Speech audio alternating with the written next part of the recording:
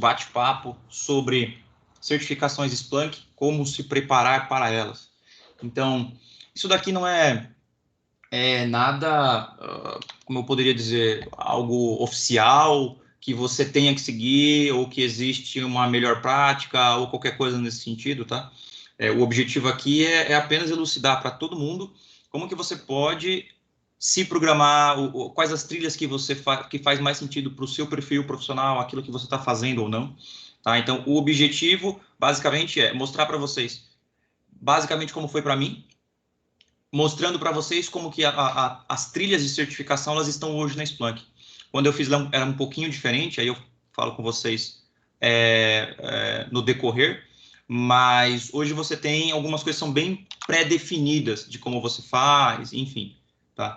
Então, bom, aqui é só falando quem sou eu, tá? Então, fiz análise de desenvolvimento de sistemas na Uninove, depois fiz USP, publiquei alguns artigos relacionados à segurança, tirei todas as certificações de Splunk, tem algumas outras com Symantec, MapR, Elastic, e trabalho com Splunk desde 2012, e o maior projeto que eu já trabalhei foi esse, de 4 terabytes por dia. Ele é um projeto hoje que não tem mais 4 terabytes, tem mais ou menos uns 10 por dia, tá? Também sou responsável pelo nosso grupo oficial de Splunk aqui e também faço outros tipos de treinamento de outras plataformas, tá bom? E hoje trabalho com uma empresa americana, então eu trabalho daqui remoto para eles lá, só com Splunk. E aí trabalhando especificamente para a área de segurança, mas olhando muito AppSec, tá? Não estou olhando... Olha um pouco de infraestrutura, mas estou olhando muito mais para o que o pessoal está fazendo, os deploys, se isso está sendo feito de maneira correta, dentro do pipeline de desenvolvimento da empresa, esse tipo de coisa. Fechado? Então vamos lá. O que eu montei aqui? Vocês vão ver que todos os cabeçalhos dos slides, eles já fazem alusão a algum tipo de comando no Splunk. Então, todos os nossos bate-papos, eles vão sempre fazer algum tipo de alusão para quê? Para que essas coisas sempre fiquem bem guardadas na cabeça de todos e para que todos tenham sempre esse foco que é importante você estar sempre pensando como você pode fazer, como você não pode fazer, se está certo, se está errado. Então, o objetivo é sempre mostrar e sempre estar colocando isso na cabeça para que não se esqueça, tá? Então, basicamente, o que hoje você possui de Certification Path, né, como é chamado pela Splunk? Eu coloquei aqui como tradicional e focada. Por quê? São duas linhas, né? A tradicional basicamente, você começa lá no core, então você faz os seus treinamentos básicos, depois você faz a prova de Power User.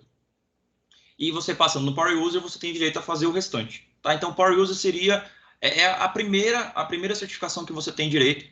É uma certificação que vai agregar e que vai abordar temas muito mais relacionados a conceito geral do Splunk. Tá? E aí, assim por diante.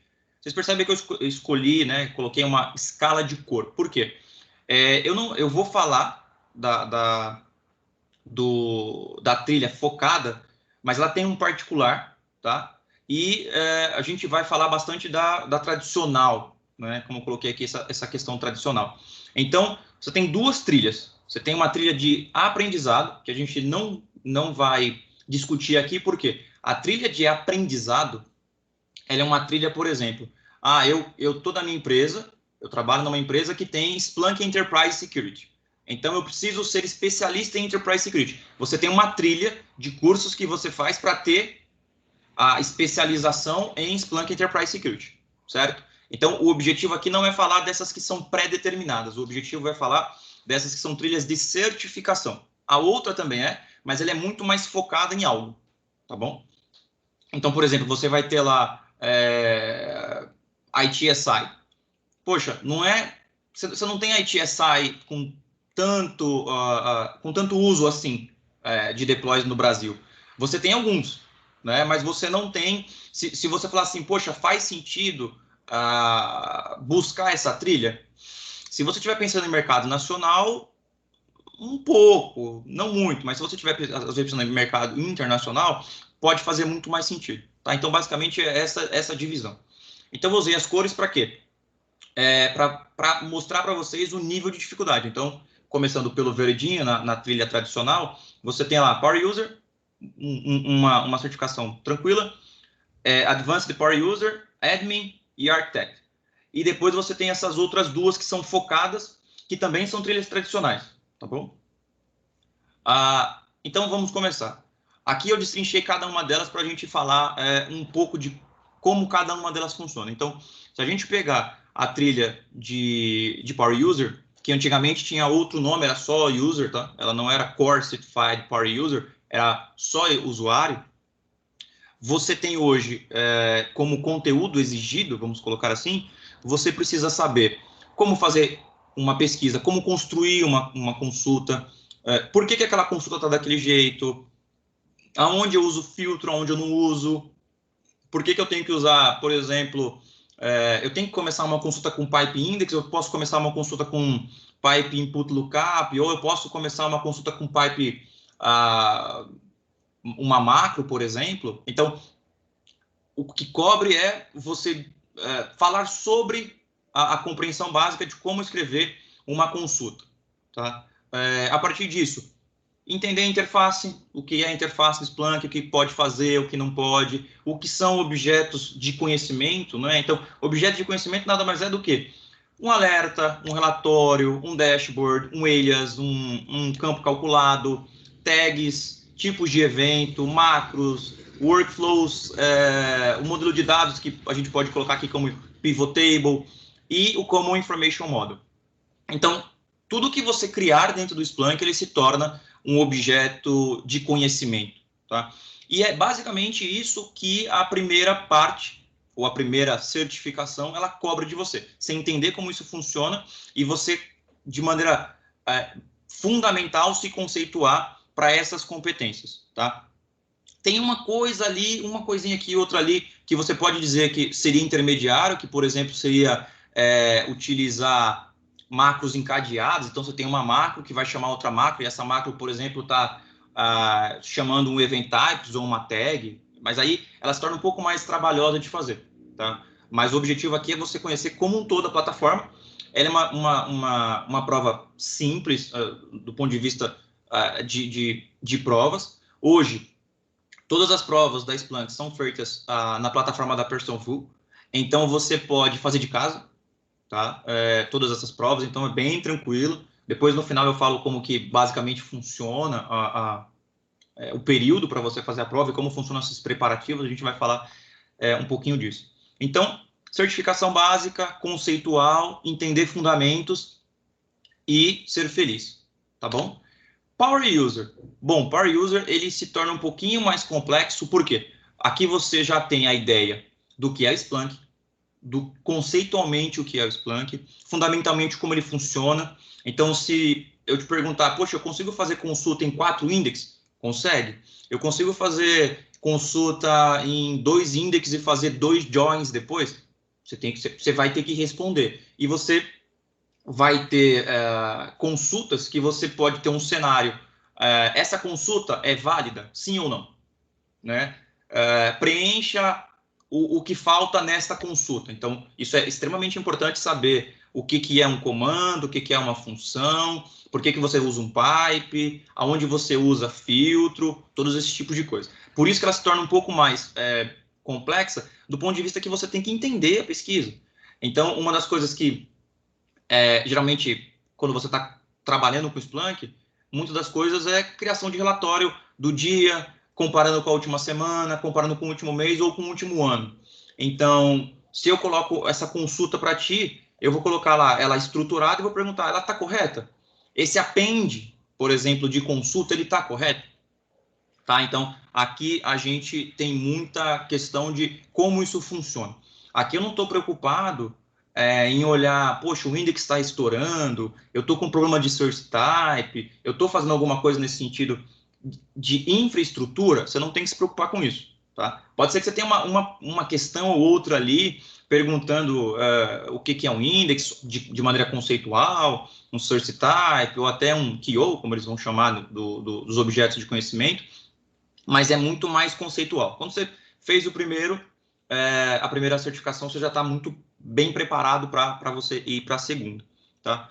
O outro ponto aqui que é utilizado é a questão de gerar relatórios e painéis complexos. O que seriam relatórios e painéis complexos?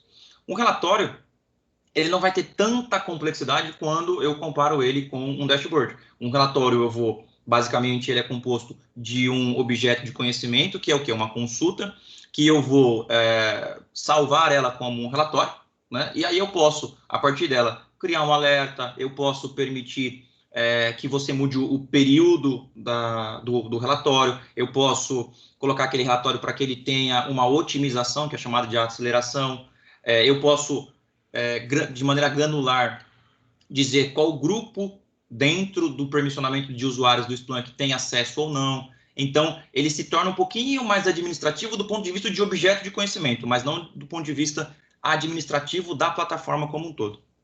Fechado? Então, aqui você começa a trabalhar de maneira mais avançada. E aí você vai ter a questão de painéis, que você pode usar CSS, JavaScript, e aí você vai ter dois modelos, né? Hoje você tem um XML que é padrão e que, se tiver que cair na prova, é ele que vai cair. E você tem um app novo, que eu coloco aqui, para que todos saibam que exista, que é o app que você gera os dashboards hoje em JSON, certo? Mas, provavelmente, você vai ter questões relacionadas ao XML, porque o JSON não é um app padrão. Tá? É um app da Splunk que você pode instalar, mas ele não é o padrão da solução. A partir do momento que em um release ele for trocado, né, eu tirei o XML e coloquei o JSON, aí ele pode cair na prova. Mas é importante, sempre quando for fazer a prova, olhar quais os requisitos e o que cai, ou quais são os tópicos e o peso de cada um dentro daquela certificação. Fechado? Bom, aí a gente vai para uma certificação que eu coloquei como casca grossa. Por que ela é casca grossa? Porque você tem que saber tudo que está antes dela, certo? Ponto importante, você precisa saber fazer gráficos complexos para ser um administrador? Não. Você precisa mexer com machine learning para ser um administrador? Não. Você precisa fazer desenvolvimento de componentes ou de entradas modulares? Não. Você precisa entender de administração de sistemas.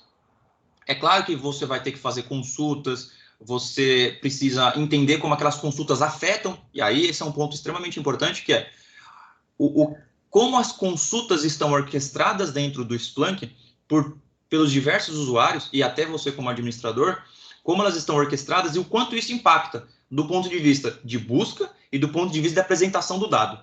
Tá? Então você começa a ter um trabalho muito mais minucioso de entender e de avaliar se o que está lá é ou não é importante. Esse é um ponto muito importante a se avaliar, mas você está olhando muito saúde. Se você estiver trabalhando com um ambiente clusterizado, dependendo do formato de cluster, pode ser um distribuído ou não, você vai estar olhando muito para o ambiente. Então, você vai ter que se preocupar, às vezes, com variáveis de ambiente, você vai se preocupar com se uma flag X do sistema operacional está ativa ou não, e coisas nesse sentido, tá bom? Porém, você precisa entender tudo que está antes dela. Consultas, objetos. Por exemplo, você tem um usuário que você criou um objeto lá, então um dashboard, por exemplo. E esse usuário deixou uma permissão só para ele, o admin tem uma certa dificuldade do ponto de vista operacional para você tirar esta permissão do usuário. E aí a gente discute em outros bate-papos como que o sistema de permissionamento do Splunk funciona. Ele é bem interessante, mas você pode perceber, se você já usa Splunk no seu dia a dia, buscando por relatórios ou dashboards ou qualquer outro tipo de objeto, que você pode encontrar objetos órfãos, ou sem usuário, ou, como pode ser escrito também, sem dono.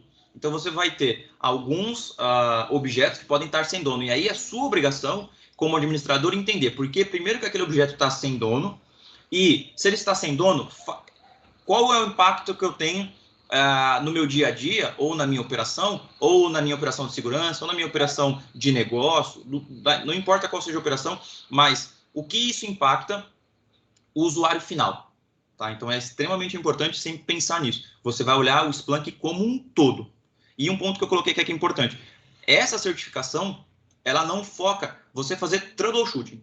Então, por exemplo, poxa, eu estou com um problema, não quer dizer que ela não tenha, tá? É importante frisar. Você vai ter conceitos de troubleshooting, mas você não tem troubleshoots avançados. Então, por exemplo, aqui você vai ter um troubleshoot, você vai ter. Se você tiver um problema no ambiente e você não conseguir resolver, você vai abrir um chamado na Splunk, e aí lá tem toda a parte de como o suporte funciona, só que eles podem pedir um arquivo de diagnóstico para você. Então, você vai executar esse diagnóstico, que é um comando que você faz isso, e manda para a Splunk. Mas você, como administrador, pode querer identificar como que está a configuração do ambiente. Então, você tem alguns comandos para você fazer esse tipo de coisa. Mas o foco não é troubleshooting, tá? Esse é um ponto importante. Mas ela é um pouquinho mais casca grossa de ser feita, tá? Bom, o outro aqui que eu coloco que é de arquiteto. Por que eu coloquei casca grossa, mas topo da montanha? Porque você tem que entender que, de novo, tudo que está para trás, mais a parte de arquitetura.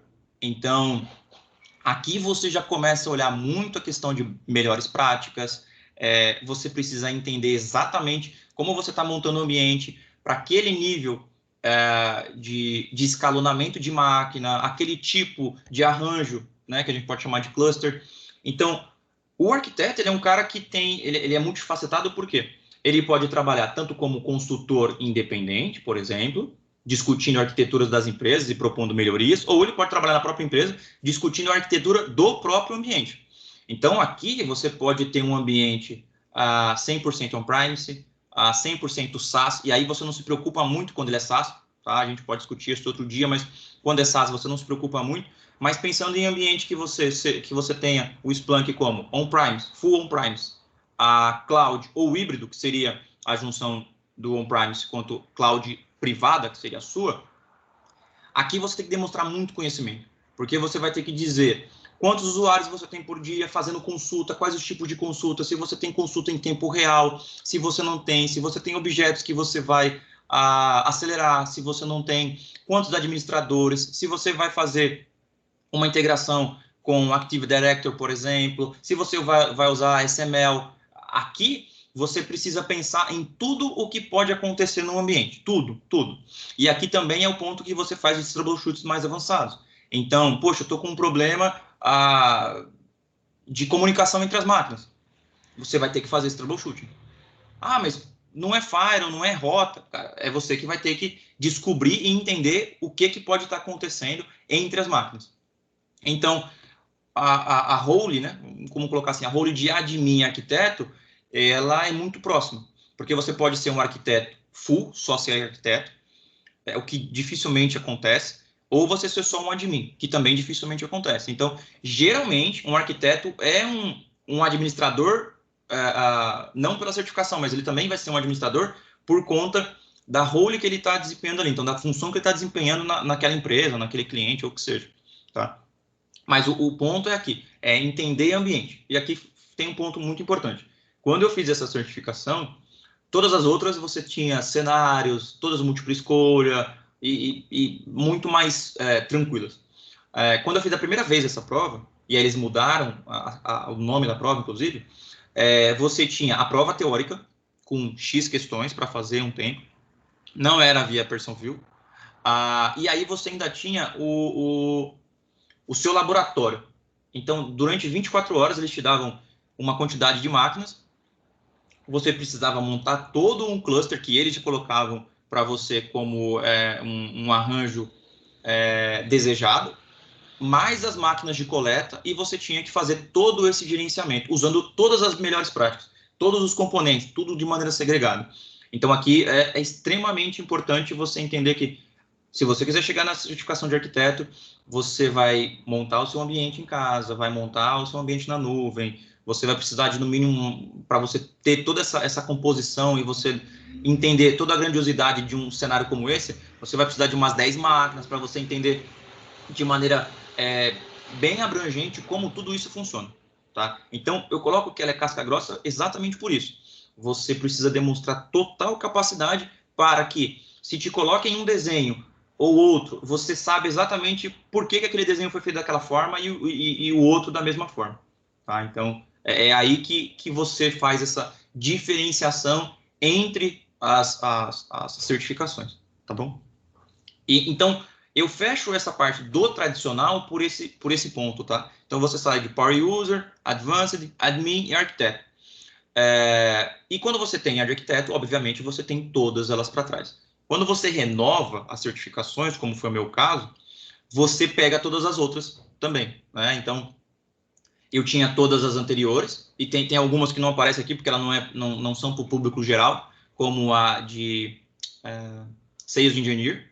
Então, todas essas que eu tinha, elas são automaticamente migradas para essa certificação nova. O processo de certificação, os requisitos, quais os tópicos abordados, o peso de cada um, como a prova vai ser, ela sempre pode ter uma modificação. Então, é sempre importante olhar no site da Splunk, lá no Education. Depois a gente tem todos os links aqui. É importante olhar, verificar se alguma coisa mudou. Fechado? Agora a gente vai para a parte que eu coloquei aqui como focada. Por que ela é focada? Então, pensa lá na sua admin, voltando para a certificação de administrador. Você conhece o Splunk, como o Splunk funciona, o que são objetos conhecidos, o que são tags, event types, macros e mais uma infinidade de coisas. Você conhece o que são pivot tables, você conhece o que são data models, você conhece tudo o que são objetos dentro do Splunk. E você entende, inclusive, toda a hierarquia do Splunk como diretório, né, pensando no sistema operacional. Então, você consegue entender quem tem precedência sobre o quê. Então, você vai entender muito bem isso. Quando você vem para as certificações focadas, ela se torna casca grossa, por quê? Tem um ponto muito específico. Você precisa ser administrador, mas aqui ela vai focar em um produto.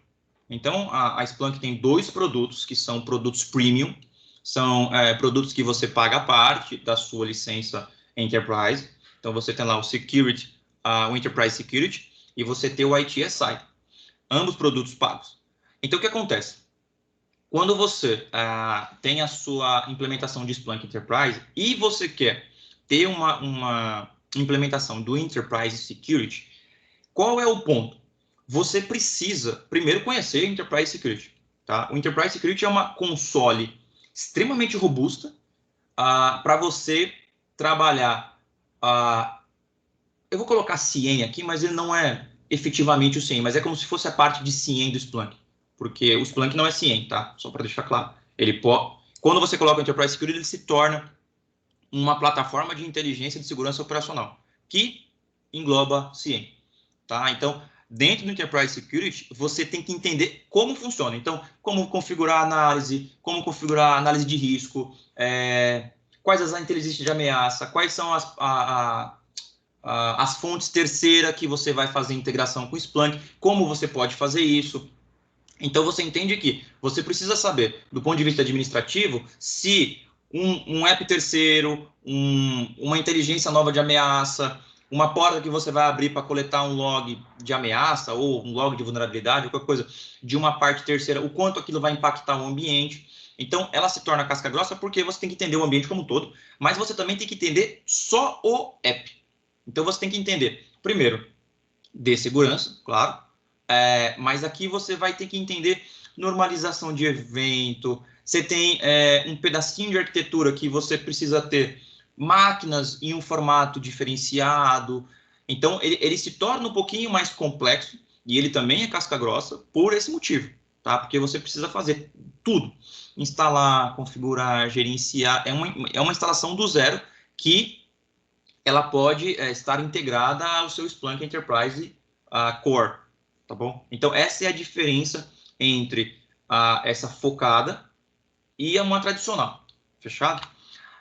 No ITSI é a mesma coisa. A diferença do ITSI para o Enterprise Security é que o ITSI ele é uma plataforma dentro do Splunk também, esse app premium que eu comentei, só que o objetivo dele é você avaliar todos os eventos, sejam eles eventos que você entenda que seja importante para o seu negócio, como eventos relacionados à infraestrutura, quantas vezes um banco de dados suporta X conexões por período e quais as regras que são aplicadas, qual que é o seu workflow. Então, você tem uma aplicação que tem front-end, um middleware aqui, banco de dados separados, enfim, e um back-end depois. Então, você cria todo esse workflow, coleta esses logs, e esses logs são entregues para cada uma dessas camadas. E aí você pode ter, por exemplo, como que as minhas bases de dados estão hoje? Qual que é o meu nível de saúde? E aí você pode ter um ponto que é chamado de Glass Table,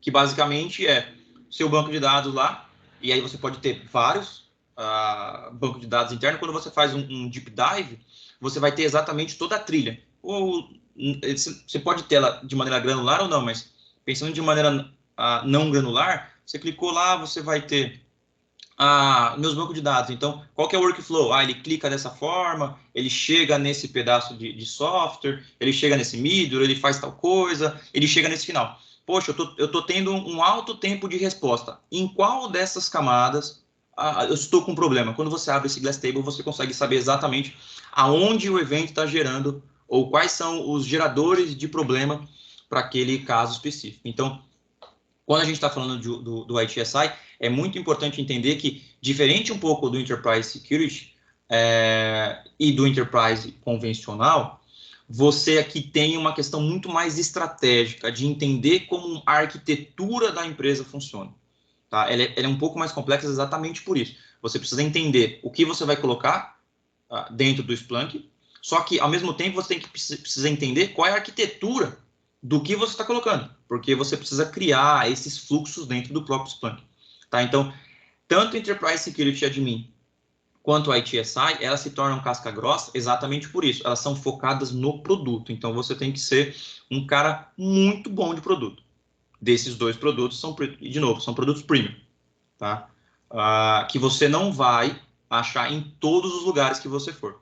O padrão, para você encontrar em vários lugares, é o Enterprise Core padrão, que é o Enterprise, o Splunk Enterprise normal, e alguns lugares que tem um foco, ou como a Splunk coloca, uma maturidade, seja de segurança, seja de monitoramento melhor, mais avançada, você tem Enterprise Security ou você tem a ITSI. Isso depende muito do que figura dentro da empresa e o que é importante ou não para cada uma dessas empresas.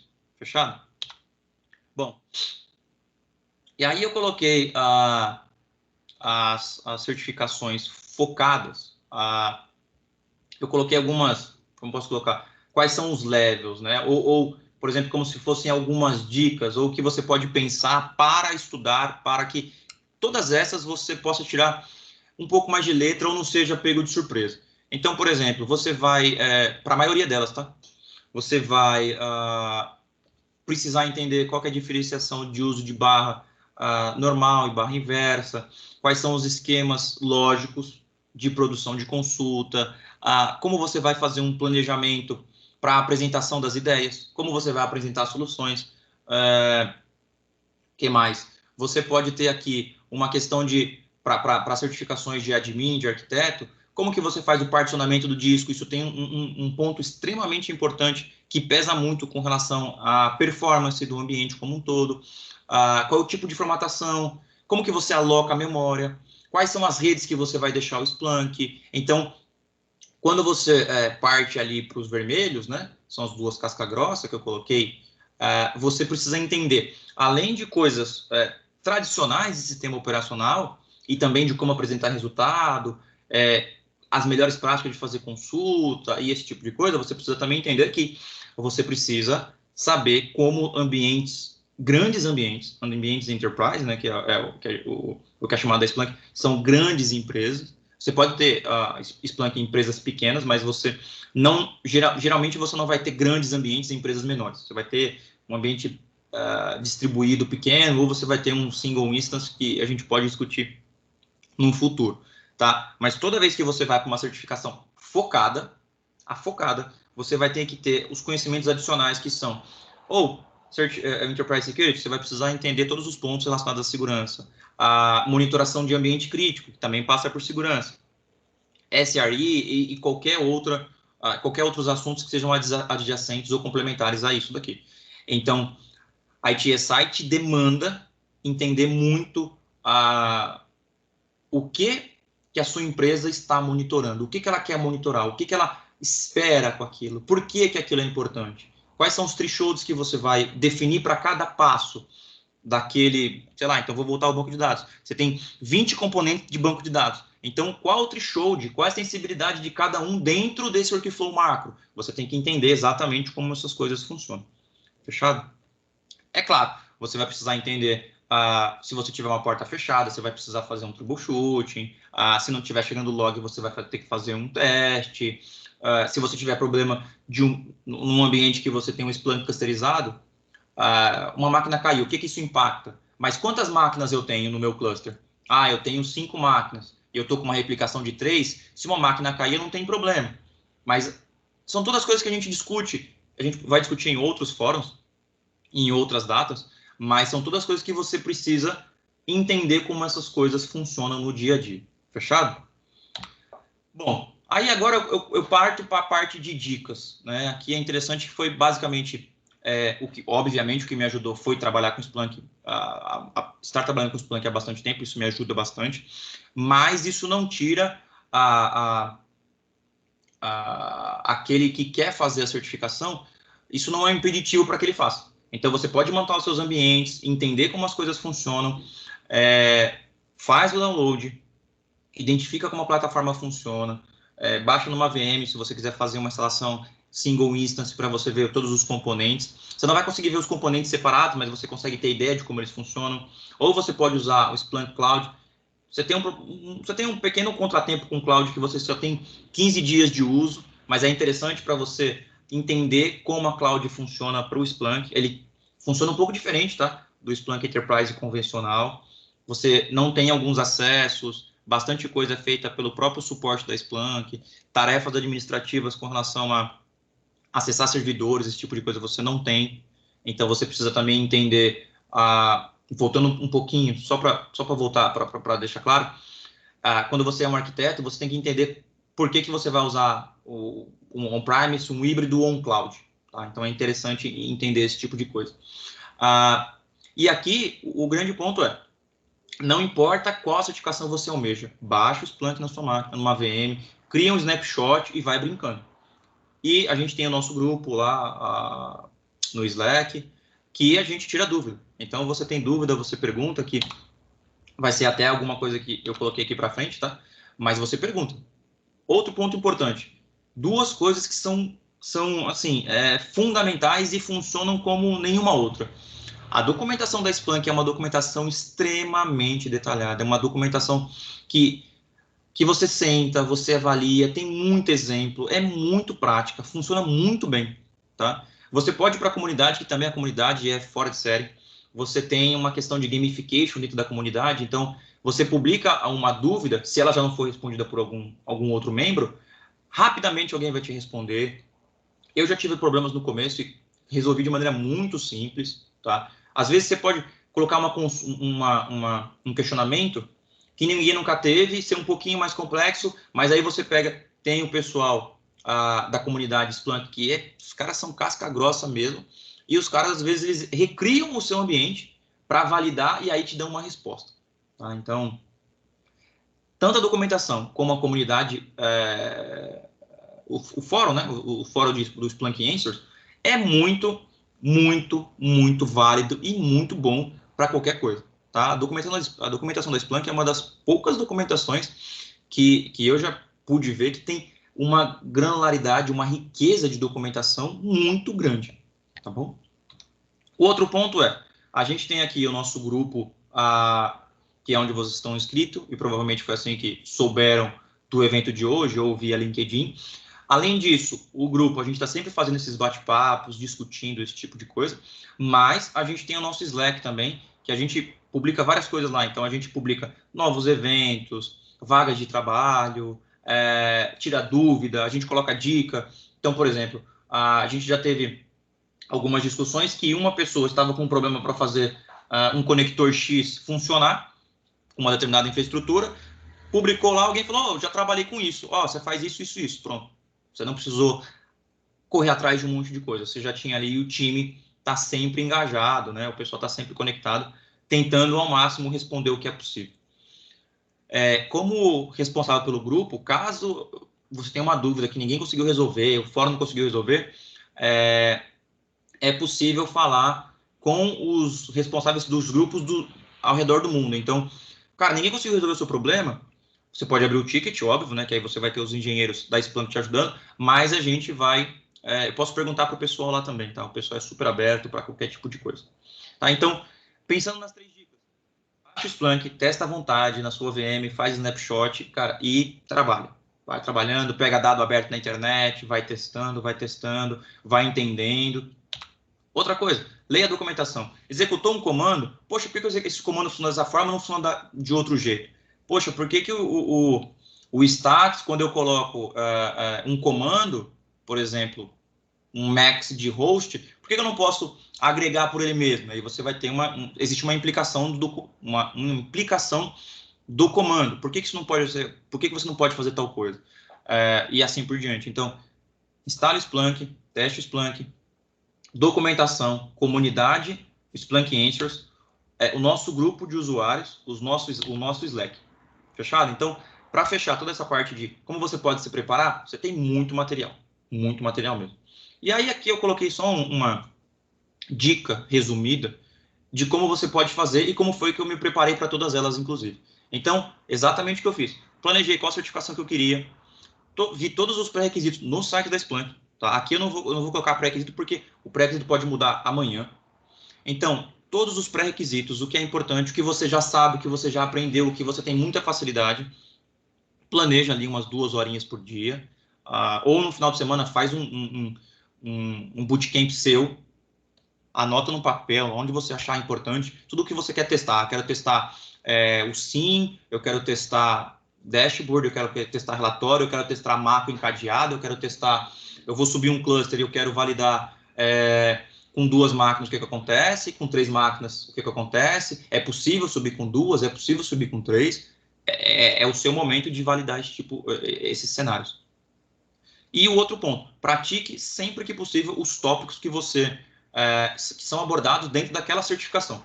Então, se você está falando de certificação de usuário, não pensa em ficar olhando, poxa, mas eu preciso colocar uma flag quando é Linux, quando é Windows. Não pensa nisso. Pensa só no tópico da certificação que você almeja. Tá? Existe uma coisa que eu fiz e funciona muito bem, que é você criar os seus próprios testes.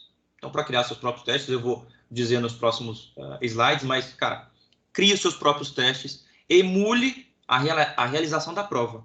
Você senta lá, 90 minutos, 90 questões, ou as questões que a sua certificação pede, senta, sem ninguém do lado, coloca nada, sem relógio, sem nada, tudo desligado, igual o ambiente da PersonView, senta, pega ali o seu teste e começa.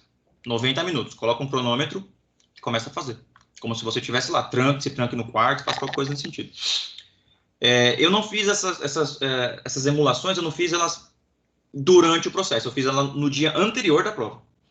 Então, nos dias posteriores, anteriores à data da prova, eu fui montando os testes e no dia anterior à prova, a prova de certificação, eu fiz esse simulado. No dia da prova, eu só reli todas as questões que eu tinha feito. E aí, cara, é simples. Você está mais do que preparado para ficar tranquilo, para arrumar o seu lugarzinho, ficar calmo, tranquilo e ter uma prova muito tranquila, fazer tranquilo, porque você se preparou. E esses 2 pontos, você desenvolveu o seu teste, fazer um teste emulado seu e no dia da prova só reler, cara, ajuda num nível absurdo a sua memória a ter a ser utilizada de maneira muito proveitosa durante a prova. Fechado? Aqui eu coloco exatamente algumas fases, né, do que eu segui. Então, todo o planejamento, tá? Os links da Splunk aqui, vai lá, avalia qual é a certificação que você quer, veja os tópicos, planeje o estudo dos tópicos e faça aquilo que está no slide anterior. Toda essa parte de desenvolvimento tem lá o slide 11, 12 e 13, que você pode olhar, consultar, planeja, avalia o que você vai fazer. Tem um ponto importante, avalie qual é o custo que você vai que está envolvido. Às vezes o custo pode pesar, então você precisa estar muito mais preparado do que você imagina. Tá? Então, As provas hoje, elas podem estar até $300. Então, você vai lá no site da Persolview, faz seu cadastro no site relacionado à Splunk, e aí você planeja a sua prova. Planeja a sua prova sempre para um horário que não vai ter cachorro latindo, que ninguém vai te atrapalhar, porque a Persolview é extremamente crítica com relação a qualquer tipo de ruído, movimento brusco, enfim, a gente discute um pouquinho mais sobre isso daqui a pouco. Toda a parte de avaliação, sempre revise. Então, você estudou um tópico, por exemplo, de comandos de streaming. O que são os comandos de streaming? Comandos de streaming são isso aqui. Eu fui lá no Splunk, entendi conceitualmente o que são esses comandos. Fui lá no Splunk, fiz o teste de cada um, entendi. Poxa, legal, agora eu faço uma revisão desse conceito para fixar esse conhecimento. E aí, a partir daí, você também já pode pegar algumas coisas relacionadas à documentação, inclusive, e criar já vai criando o seu arcabouço de perguntinhas ali do seu teste. Fechado? O que eu usei para fazer a minha prova, né? Para criar o meu teste, que eu queria me preparar. Eu usei o Microsoft Forms e o Google Forms. Então, eu peguei 90 questões que eu tinha criado no bloco de notas, fui lá, coloquei nessas plataformas, mandei o link para mim mesmo, marquei um horário comigo, fechei tudo, desliguei tudo, peguei o link e fui fazendo. Tudo desligado. O computador só tinha aquela aba aberta e mais nada. 90 minutos, cronômetro rodando, e eu fiz como se fosse prova. Cara, funciona muito bem. Por quê? Quando eu criei essas questões para que eu pudesse estudar, qual foi o ponto importante? É óbvio que você precisa fazer uma coisa, pode parecer óbvio, mas é importante frisar. Você precisa criar questões que você saiba as respostas. Né? Então, você foi lá, verificou um comando. O comando stats faz tal coisa. Então, você pode criar suas questões, sejam elas de múltipla escolha. O comando stats faz o quê? Isso. Escolha uma opção abaixo. Ou é correto afirmar que o comando stats executa o processamento dele é distribuído? Verdadeiro ou falso? Num cenário que eu tenho um objeto de conhecimento que não tem um dono, o que eu devo fazer? Você tem algumas opções. O que eu faço nesse cenário? Então, você monta as suas questões. Tá? Basicamente, as questões são múltipla escolha, então você não precisa criar questões que você vai, de maneira dissertativa, escrever, o arquiteto não existe isso, tá? Então, você vai ter questões verdadeiro ou falso, algumas questões podem cair em questões beta, ou você vai cair em questões de múltipla escolha. Fechado? Coisa muito importante, cronometre o seu simulado. Não pause o simulado por nada, Quando eu fiz o simulado para revisão da prova de arquiteto, eu tinha estudado bastante, e um ponto foi exatamente isso. Eu falei, eu quero fazer 90 mil, eu quero fazer igual na prova. Sentei no computador, só tinha essa aba aberta. Dos 90 minutos, eu gastei 89 minutos para fazer a prova. Então, assim, é uma coisa que é importante até para você diminuir a sua ansiedade durante e na preparação para a prova, tá bom? E esse é um ponto que eu coloquei em negrito aqui, que é extremamente importante, né? Monte questões. Eu posso até depois compartilhar quais são as ideias de compartilhamento de questão, tá? Como que você poderia fazer, mas aqui é o ponto importante. Monte questões que você tenha ideia de como você está escrevendo, né? Porque você vai escrever uma coisa lá que às vezes não faz sentido. Um power user, ele tem menos poder que um usuário. Sim, verdadeiro ou falso, ou nenhuma das alternativas. Aí, sabe, você precisa montar questões que sejam concisas com base na certificação que você esteja almejando. E, de novo,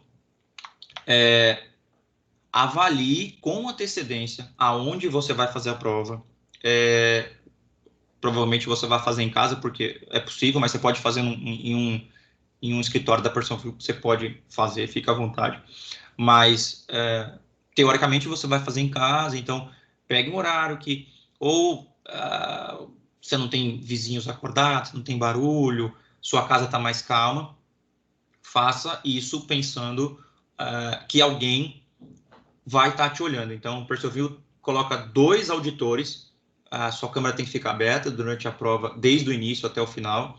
Você precisa fazer Se você tiver com notebook ou no meu caso aqui com webcam, você vai ser solicitado por eles para que você faça uma varredura 360 graus da onde você está, da sua mesa, da frente da sua mesa, embaixo da sua mesa. Se você tiver computador do lado, você tem que esconder ele.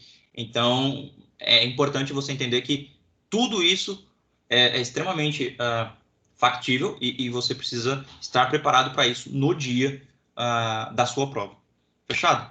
E aqui eu só deixo o meu obrigado a todos e agora a gente começa a nossa sessão para quem tiver à vontade e quiser discutir questões relacionadas a dúvidas e qualquer outra coisa que seja importante para cada um que está aqui, tá bom? Obrigado, pessoal.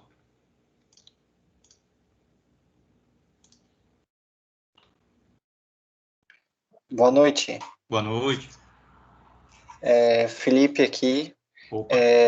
Eu quero agradecer porque as dicas foram muito valiosas e pela experiência que eu tive até agora, que eu fiz só até o Power User ali. É bem isso mesmo.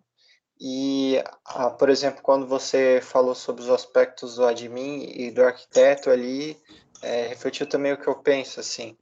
É que não adianta você querer ir direto naquela trilha se você não tiver alguns conhecimentos básicos sobre o restante. Exato. Então, eu gostaria de agradecer, eu não tenho dúvidas, mas foi muito proveitoso. Certo, show de bola. Obrigado. Valeu, Felipe. Eu ia pedir aqui, perguntar para todos também, né? O que vocês acham. Eu ia pedir se vocês se sentirem à vontade, né? Quem sentir à vontade, para abrir a câmera aí, que aí todo mundo fica nesse painelzinho, todo mundo fica sentado aí, claro, se vocês quiserem, obviamente, né? E então é isso. Você tem uma série de. Aê! Você tem uma série de fatores que você precisa considerar durante a sua preparação para as provas. E dependendo da prova que você estiver almejando, como a de arquiteto ou a de administrador, seja ela na trilha focada ou na trilha tradicional, como eu coloquei, é extremamente importante você saber. Trilhas de administrador ou de arquiteto, elas são muito difíceis para ser feitas quando você compara com um power user, um usuário tradicional. Tá? Então, sempre, como eu posso dizer, sempre ter um cuidado a mais ali quando você for fazer as coisas, quando você for planejar isso.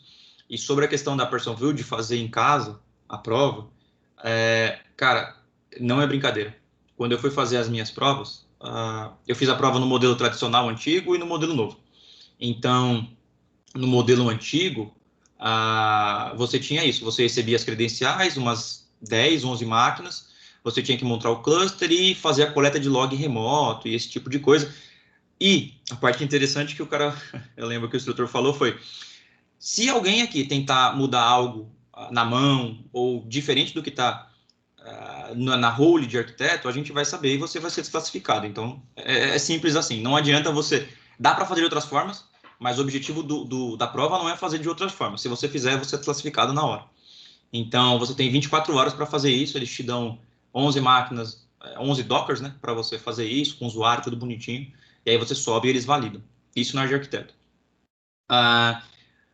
E aí, renovando as certificações na PersonVue, o que acontece?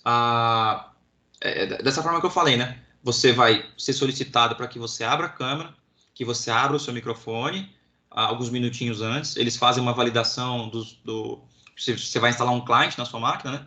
Instalou o cliente, ele faz uma validação da sua máquina, que é importante para eles.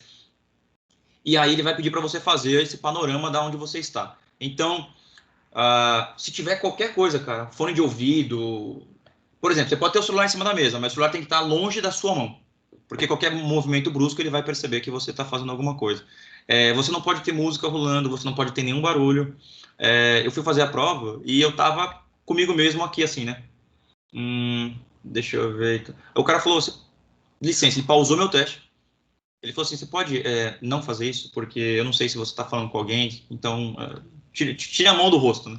Aí eu falei, tá bom. Aí fiquei com a mão aqui e tal, porque eu tô pensando e tal. E aí eu comecei, sei lá, a fazer algum barulho, né? Aí o cara parou o teste de novo. Sem barulho, por gentileza. Então, é extremamente importante ficar atento a esses pontos, porque você pode ser pego e você pode ficar nervoso durante a prova. Então, você está muito preparado, e aí você fica nervoso, e aí, cara, te bagunça tudo, porque você está fazendo... É como se ele fosse uma sandbox, você tá fazendo lá bonitinho.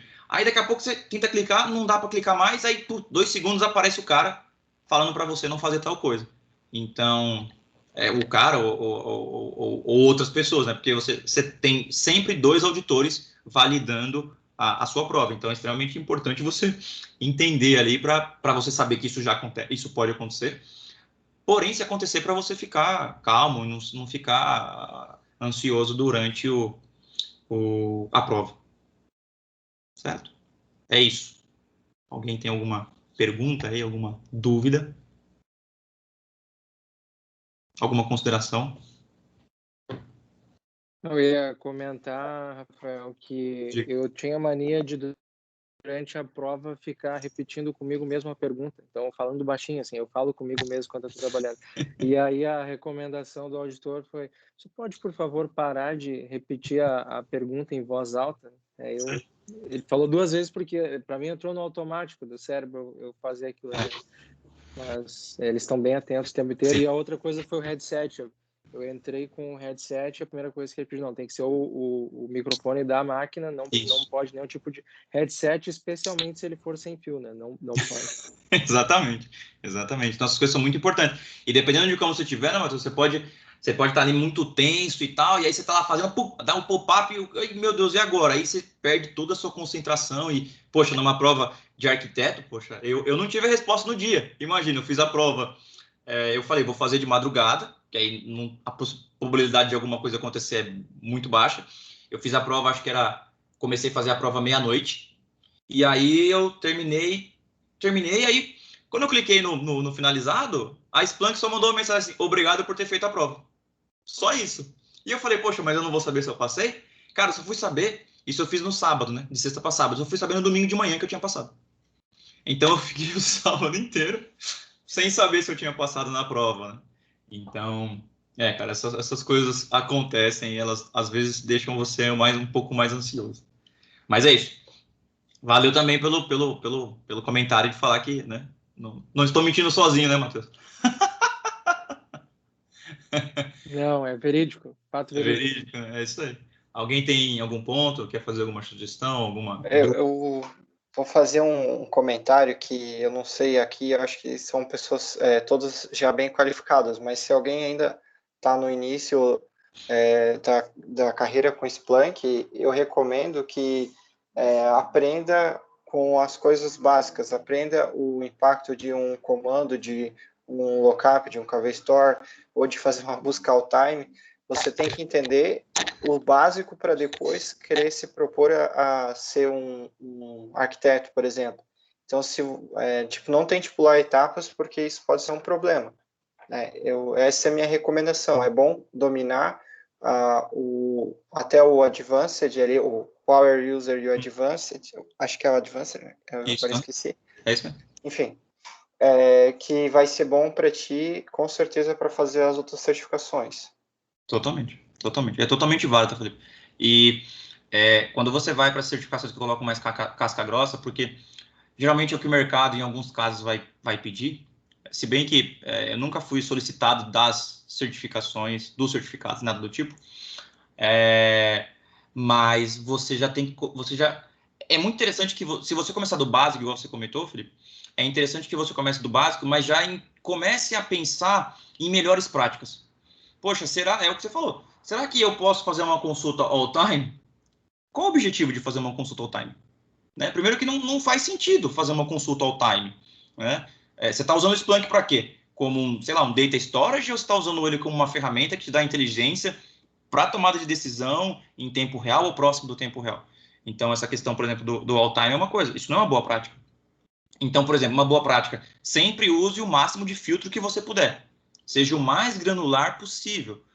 Indique os índices. Não supondo que a sua role você possa buscar por padrão em 10 índices, não começa com source type. Isso vai fazer com que o Splunk pese na consulta. Então, é sempre importante você estar avaliando se você pode fazer aquilo de uma maneira melhor. Então, sei lá, você precisa fazer uma consulta do dia, do mês e do ano. Você vai ter que usar 3 appends de time chart? Como que você vai fazer isso? Ou é melhor fazer o seguinte, eu faço do dia como um relatório acelerado e o resto eu uso como sumarizado? É uma questão de arquitetura, como você vai fazer isso? O que seu ambiente permite que você faça, por exemplo? Tá? Então, muito importante pensar desde o começo, quando você pensa em qualquer trilha de certificação, pensar como eu estou fazendo isso da melhor maneira possível. E assim, não existe uma forma única de fazer as coisas no Splunk. Isso é uma coisa muito interessante. A consulta, se a gente colocar um cenário aqui para fazer, cada um vai ter uma forma diferente de fazer. O divisor de águas vai ser exatamente quem usou melhor prática. Esse é o divisor de água. Então, você pode ter 10 pessoas aqui na sala, você vai colocar um cenário, você vai ter 10 consultas, você vai ter 10 SPLs ali que você vai analisar. Das 10 pessoas, sei lá, 8, 5 usaram melhores práticas. Uma usou melhor prática. Então, é nisso, às vezes, que você pode ser mais, não digo penalizado, mas é importante você entender esse cenário. Fechado? Mais alguém? Alguém quer colocar algum ponto? Tirar alguma dúvida?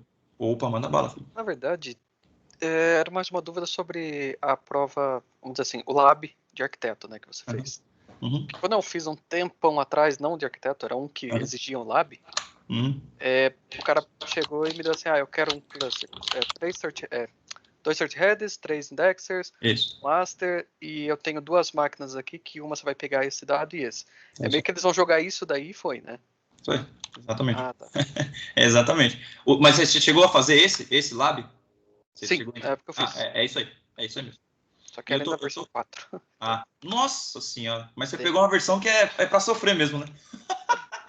Quando eu comecei, foi comecei a trabalhar com isso, já o cara botou junto, já enfiou todas as provas junto. Então, essa daí eu digo que tem até o pessoal até lá de fora fica zoando. Quem pegou o Splunk antes não sabe o que é o Splunk hoje, porque o Splunk antes da versão 6 quase que não existia, né? Era uma coisa... Mudou o SPL na 6.263, né? Nossa, ficou uma loucura. Eu tô vendo aqui, inclusive o que você falou. Agora você tem... não mudou nada, tá? Deixa eu compartilhar aqui para vocês. Não mudou a prova de arquiteto. Então, prova de arquiteto continua sendo casca grossa. Olha lá. Vocês devem estar vendo minha tela aqui, ó. Lab de 24 horas. Então, ele continua sendo pesado. Você fazer um lab de 24 horas e entregar, então provavelmente deve ser no mesmo cenário. Pode ser um pouco pior, porque agora você já tem troubleshooting. Quando eu fiz o troubleshooting era no arquiteto 2 e não no arquiteto normal. Então, pode ser que agora ele seja até mais casca grossa do que quando eu fiz, porque tinha uma coisinha muito pequena com relação a troubleshooting, mas agora você percebe que ele faz parte da prova de arquiteto. Então, ele é um pouquinho pior. Pode ser um pouquinho pior, né? Não necessariamente é. Ainda é obrigatório para esse do arquiteto fazer os cursos? Acho que esse do arquiteto que é obrigatório, né? Eu acho que o arquiteto é o único que é obrigatório você ter. Você precisa ter 2 que são obrigatórios, que é você precisa ter o curso de arquiteto e você tem que ter o de você tem que ser administrador, óbvio, você tem que ser um administrador antes, mas você tem que fazer o de troubleshooting, você tem que fazer o de cluster e você tem que fazer o de arquiteto. Você tem esses 3 cursos que são obrigatórios. Você tem que fazer esses 3. São obrigatórios. Mas assim, Felipe, se você já teve a certificação e você renovou, fica sossegado. Agora, se você não renovou as certificações, infelizmente a notícia no meu caso eu estou fazendo zero.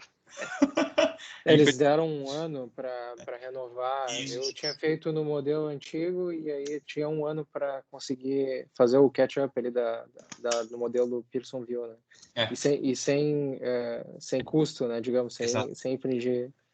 Agora daí perde, né? No meu foi burrada mesmo. Fazer. Eu tava com 4, atualizei para o 6. Aí tava vendo para atualizar para o 7, na época tava vendo, já ia sair o 8. Aí sabe aquela coisa, tipo, vai deixando. Estamos aí em 2021, vamos fazer tudo zero, vai. É Tem foda. que ser tudo zero nesse caso mesmo, cara. Infelizmente. Felizmente ou infelizmente, não sei. Exato. Mas é isso. Senhores, alguém tem mais alguma dúvida, sugestão, crítica ou qualquer coisa? Eu tenho um comentário só, Diga. Rafael. Lá no ano passado, ali por volta de outubro, a gente recebeu créditos ali na empresa para fazer as certificações e aí eu e mais um colega, a gente fez a prova beta do Phantom. Puxa, que que é um legal, produto cara. novo da Splunk. Sim. Ele passou, e só que o resultado para ambos nós demorou 2 meses para sair, porque eu acho que eles ainda estavam formulando a linha de base, de corte, né, da prova, né? Uhum. E ela é uma prova bastante cansativa, se vocês olharem, ela tem, acho que são 144 questões, ela dura bastante tempo, e assim, foi difícil ficar todo esse tempo com alguém te olhando e fazendo ela, né? E, claro, ela é uma prova para quem tiver um interesse mais focado em quem desenvolve os playbooks no Phantom, né? Então, eu sei que não cobriu ela aqui, né? E daqui a pouco até eu posso pedir para o meu colega participar conosco aqui, de repente trazer algum insight do próprio Phantom, como é que foi a experiência para ele, porque ele trabalha diretamente hoje na ferramenta e conseguiu a certificação, então foi bem bacana. Mas trazendo também essa questão longa aí da prova. Sim, provavelmente ele é o único cara no Brasil que deve ter, né? Você e ele aí que tem Phantom, porque... Eu não passei na certificação. Eu tenho o retake ainda, que eu não estou motivado a fazer ainda, porque é muito tempo. Mas ele, sim, faz pouco tempo que veio o resultado, possivelmente é uma das poucas pessoas que tem. Não sei dizer se é a única, né? Mas Olha, cara, eu posso arriscar aqui, Matheus, que ele deve ser o único cara certificado no Brasil com Phantom. Eu arrisco a dizer que deve ser. Eu também fiz uma prova recente, que é de cloud, de administração de cloud, mas o resultado não saiu ainda. Então, faz 4 meses que eu estou esperando o resultado. O pessoal falou que pode ser até junho o resultado, e eu estou aqui esperando ainda, e é horrível, né? Porque você não sabe se você passou, se você não passou, se não tem nada. Aí eu pergunto pro pessoal lá, e aí? Ó, a data é tal. Você não tem o que fazer, né? É ruim quando você não tem a resposta. A gente ficou meio que discutindo as questões depois ali para tentar entender, e na verdade a gente achava que o foco seria para administradores, assim, sabe? E quando começaram a vir as perguntas, é muito para quem tá botando a mão na massa nos produtos em si, né? produto. Por isso que eu tive essa delicadeza de colocar o que é focado, porque focado, ele fala de Splunk, mas assim, cara, é tudo produto. Se você pegar o Enterprise Security, ele fala assim, tá, como que eu alimento o Splunk com feed de terceiro? Não sei. Como eu atualizo a base de IPs? Aí você fala assim, pô, o Splunk tem base de IP de terceiro, que não é a que ele já usa, tem uma específica para o Enterprise Security. Como que eu atualizo os artefatos? O que isso impacta? Eu tenho que fazer, sei lá, um rolling restart?